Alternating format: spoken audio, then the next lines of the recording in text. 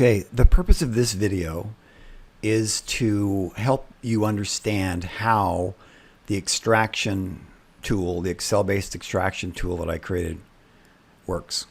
Okay, on this blog post, which you can get to by either searching on my blog or it's in the description of this video, you can get to all these different extraction tools. These are different for each reporting style. So I'm not going to go over reporting styles. I covered that in other videos.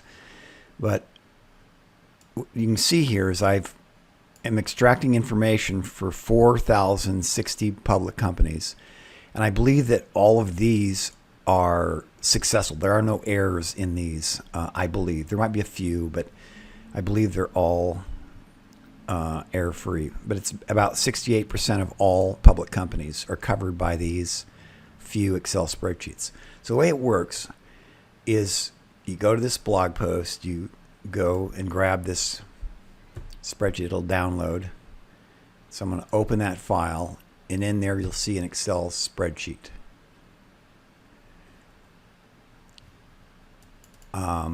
You double click on that to open the spreadsheet. I'm going to resize it here when it opens. Okay, so I'm going to resize it so it fits the video. There you go. And you want to enable editing. And here you see a spreadsheet that has, go down,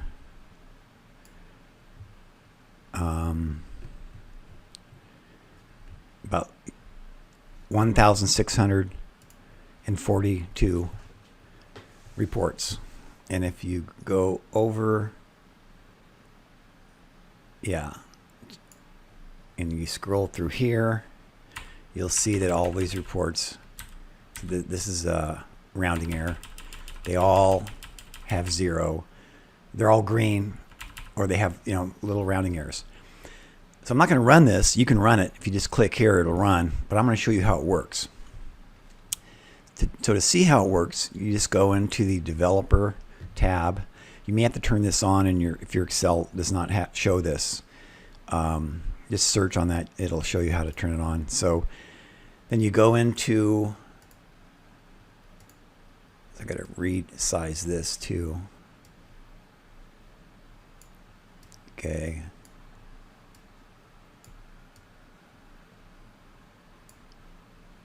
A little smaller. So this is now resized so it fits in the video. And you go into this module, which we're in. And if you go, you can walk through this entire set of code, but I'm going to show you some specific things. I want to show you how it grabs the concepts that pulls into the report. So here I'm going to the cash flow statement, and here you see that it's looking for a number of different concepts to represent the line item net cash flow. So if you go into US GAAP taxonomy, you'll see that this is a concept that could be used, and this is a concept that could be used, and this is a concept that could be used, and this is a concept could be used. Okay, so you don't know which one it's going to be, so you got to check for every one of them.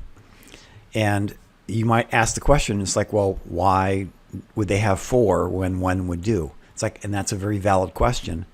I'm not going to get into that. Right now, there are too many, or not too many. There are 4, or there are multiple concepts that could be used to represent net cash flow, and therefore you have to check for the first one, the second one, third one, fourth one, and this is done in order. Sometimes it has to be in order. Sometimes it doesn't matter.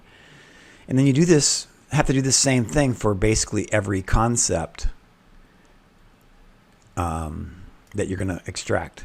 And so, here's the exchange gains, and it also has 5 different concepts that could be used. Okay, so you don't know which one it's going to be, so you got to look for all of them.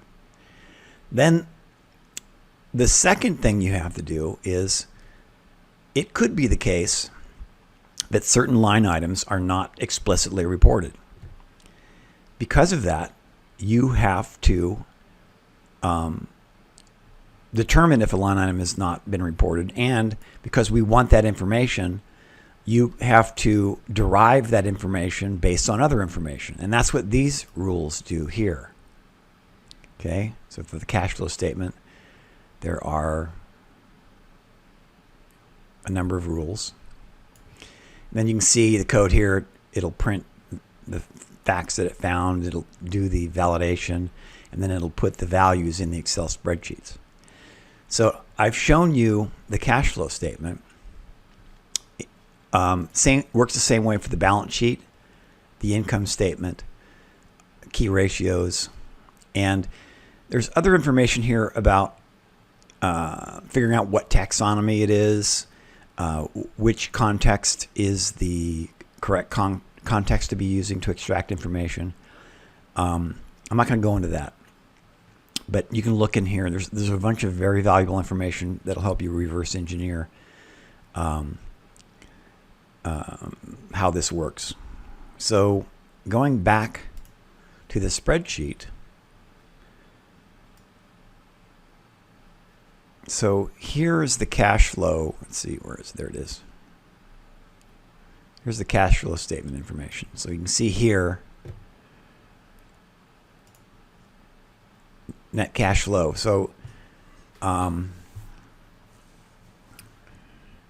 can see pretty much everybody has net cash flow. So one way or another, there's one that does not. I'm not sure why that is, or maybe zero. But that's really all I wanted to show you, and I think that I'll stop there. Yeah, I think that's it.